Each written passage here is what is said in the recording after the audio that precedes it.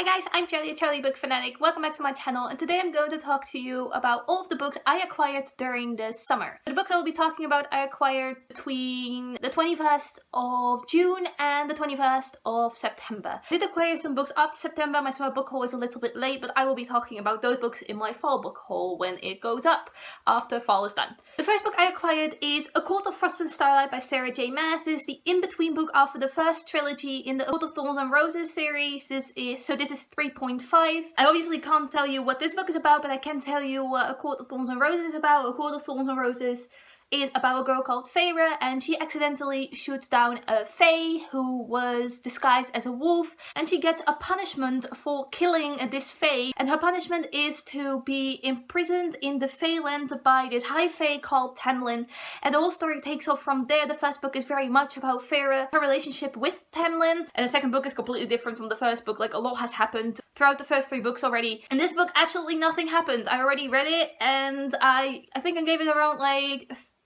2.53 stars. This was just okay. I do have like a tab in here which is for a certain moment that I loved, and that moment is only really special when you've already read the first three books and are connected to these characters. So it wasn't completely boring. There was an important plot point in here, but I do think you can just skip it and read the rest of the series without having read this one. I still really like having this one because the A Court of Thorns and Roses series is still complete for me at this point. The only thing that annoys me about this book is that the spine of this book is completely different from the rest of the series. It just looks ugly on the shelf. They all have a similar font with a similar color, and this one is just completely off, and that really annoys me, but I still have the series complete and I am very happy about that. The covers are beautiful though.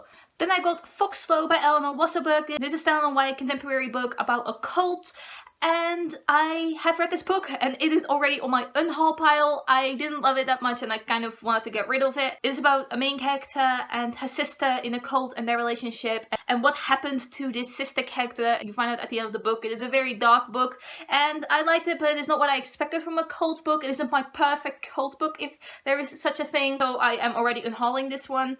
But yeah, it is very pretty. I did hear some things about it when I saw it in the store. I was like, okay, let's buy this one on a whim and see what it is actually all about. And I have two mangas which I bought with my boyfriend at a book market. They are both manga adaptations of popular Shakespeare classics. The first one I have here is Hamlet, and I also have Romeo and Juliet. I haven't read these ones yet, but I am excited to read them and see what they're all about. They seem kind of fun. The art style isn't really my thing, but it is a very manga, and I cannot wait to see what this will turn out to be, because it's also set in a contemporary setting, I believe, which is completely different from the original Shakespeare stories, which are from around like 1500. I have read Romeo and Juliet by Shakespeare. I haven't read Hamlet, so I have no clue what Hamlet is actually about, and it will be exciting to find out what the illustrator and author have done with these stories. There are only two more books to go. The next one I want to talk about is The Seven Husbands of Evelyn Hugo by Taylor Jenkins Reid.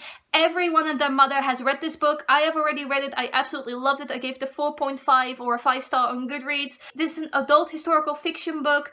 I have since then already read multiple books by Taylor Jenkins Reid, and she does not disappoint. I really like her books. But this is my favorite still so far. Seven Husbands of Evelyn Hugo takes place in multiple timelines. It follows a journalist called Monique, who is invited by Evelyn Hugo to interview her. So Monique comes over, and then Evelyn Hugo tells her she wants Monique to write down her life story in a book. So Evelyn Hugo goes on to tell her entire life story, which she has never done before, to Monique.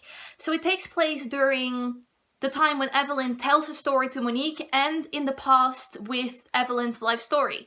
And Evelyn was a very unique person. She was a Hollywood movie star. She is bisexual. She is Cuban. This story is told through multiple parts, and each part is one of the seven husbands of Evelyn Hugo, and this story was incredible. I could not recommend it enough. Everyone and their mother has already read this book, but if you haven't read it, you really should. It is totally worth all the hype it gets. And the last book I want to talk about is the second and final book in a duology, and that is Welt Call by Marie Lu. I have already read this book. I finished the duology and I absolutely loved it. I love this book even more than I loved Warcross.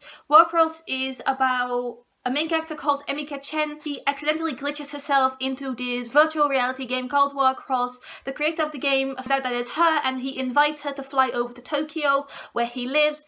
and he invites her to become his personal hacker, and the story takes off from there. Warcross was really good, and this book was even better in my opinion. It was a great ending to a duology, and how everything was wrapped up and all of the plot twists in here. It was heartbreaking. I really loved this book. I felt all of the emotions throughout it. And yeah, I'm definitely not getting rid of this book. This book really solidified Warcross as one of my favorite series of all time, and Marie Lu is one of my favorite authors of all time. So these were all of the books I managed to acquire during the summer. Let me know down below what books you acquired during the summer, or have you read any of the books I just talked about, and what did you think about them? I would love to know. Thanks for watching. Goodbye!